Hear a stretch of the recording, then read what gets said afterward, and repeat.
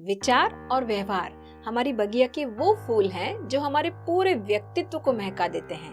तो अपने बड़ों के विचारों को सुनिए, उन्हें व्यवहार में लाइए और अपने पूरे जीवन को महकाइए। नमस्कार दोस्तों, आज का हमारा विषय है अंधविश्वास या अपनों पर विश्वास। दोस्तों, कभी आपने ऐसा फील किया है कि हमारे बुजुर्ग या हमारे बड़े हमें कई बातों के लिए टोकते हैं, जैसे कि अगर किसी ने छींक दिया तो बाहर मत जाओ, बिल्ली ने रास्ता काट दिया तो रास्ता बदल लो, या उल्टे मत चलो, ऐसी ढेर सारी बातें। और हमारा रिएक्शन क्या होता है कि अरे यार, ये बड़े ऐसी बातें क्यों करते हैं, ये अंधविश्वास है, ये दकियानुसी बातें हैं, हम इन्हें नहीं मानते। पर मैं आपको ये बताना चाहती हूँ कि हमारे बड़े जब भी हमें किसी बात के लिए टोकते हैं कि ऐसा मत करो वरना वैसा हो जाएगा, तो वो पूरी तरह से गलत नहीं होते। ये उनका अंधविश्वास भी नहीं होता, बल्कि उनकी हर बात के पीछे एक साइंटिफिक लॉजिक होता है। लेकिन लोगों को ये साइंटिफिक लॉजिक समझाने की बजाय इजी क्या होता है, उन्हें डरा कर वो काम ना करने देना, तो इसीलिए वो ऐसा करते हैं। कई बार बड़े हमें कहते हैं कि कभी भी कहीं पर भी चप्पल उल्टी मत रखो, अपशकुन होता है। असल में बात ये होती है कि चप्पल जब उल्टी पड़ी होती है तो उसके नीचे चिपकी गंदगी हमें दिखाई देती है, जो कि कोई देखने लायक चीज तो है नहीं। तो क्यों हम अपनी आंखें और मन दोनों खराब करें उस गंदगी को देखकर, जबकि प्रकृति में ढेर सारी खूबसूरती बिखरी पड़ी है देखने के लिए। इसीलिए बड़े हमें टोकते हैं। जब भी हम कोई नया या शुभ काम करने जा रहे होते हैं तो माँ हमें दही और शक्कर खिलाना कभी नहीं भूलती।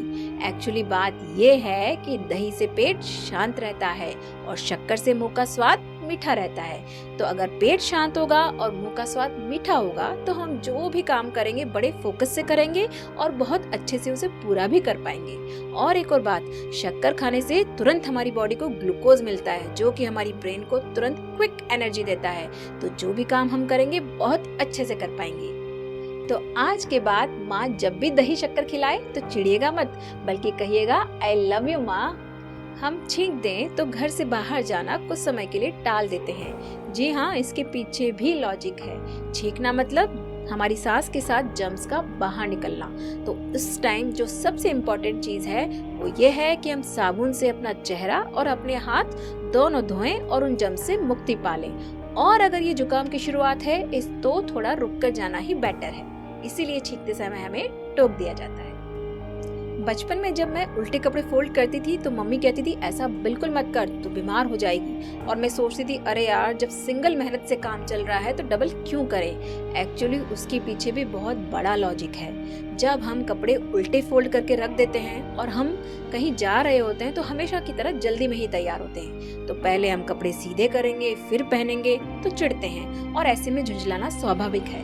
उस चिढ़ से बचने के लिए हमें ऐसा करने से रोका जाता है। और एक और बात, अगर हम कपड़े उल्टे फोल्ड करके रखते हैं तो उसकी भीतरी लेयर पर डस्ट और जर्म्स चिपक जाते हैं, यानी कि बीमारियां आना स्वाभाविक है। तो हमारी अपनी सेफ्टी के लिए, हमारी अपनी खुशी के लिए हमको ऐसा ना करने के लिए कहा जाता है।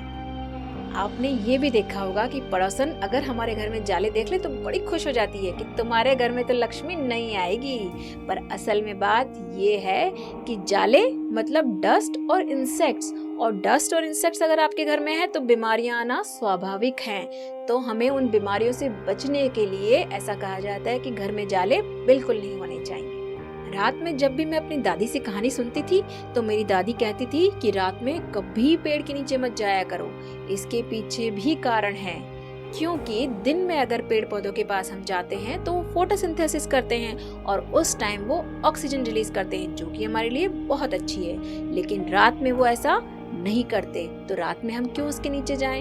एक और कारण है, पेड़ पौधे जो होते हैं वो इंसेक्ट्स, एनिमल्स, बर्ड्स, इनका घर होते हैं। तो रात में वो एक्टिव हो जाते हैं। तो उन एनिमल्स से बचने के लिए भी हमें वहां जाने के लिए मना किया जाता है। जब मैं अपनी टीनेज में थी तो माँ कहती थी कि पीरियड्स के टाइम पे अचार मत खाया कर, वो तेरे लिए पेट में दर्द लेके आएगा।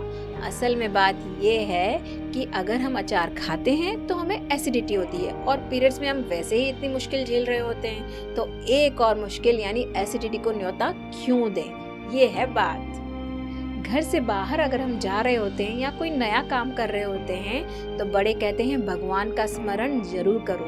वो ऐसा इसलिए क्योंकि भगवान का स्मरण करने से हमारे चारों तरफ एक पॉजिटिव ऑरा बन जाता है, हमारे भीतर तक पॉजिटिविटी भर जाती है। तो अगर आप इतने पॉजिटिव होकर कोई काम करेंगे तो उसमें आपकी सफलता तय है। एक और बात, पीरियड्स में हमें किचन में जाने से मना कर दिया जाता है। कहा जाता है कि अपना खाना पानी भी तुम खुद नहीं ले सकते। पहले मैं बहुत ज्यादा चिढ़ती थी इस बात से कि मैं खुद का काम ही नहीं कर सकती, लेकिन एक्चुअली में ये हमारे बुजुर्गों की हमारे लिए फिक्र है। आप देखिए पीरियड्स में हम कितनी शारीरिक और मानसिक प्रॉब्लम से गुजर रहे होते हैं। उस समय हमारी बॉडी के लिए ज़रूरी है कि हम रेस्ट करें और रेस्ट करते वक्त उसको एंजॉय भी करें। तो पीरियड्स में इसलिए आपको मनाही होती है कि आप रेस्ट करें, किचन में जाके कोई काम धाम ना करें, बस मस्ती से एंजॉय करें, और इसीलिए हमारी किचन में एंट्री बंद कर दी जाती है। ये सारी बातें तो वो थी जिनके कारण मुझे बिल्कुल समझ में आ गई।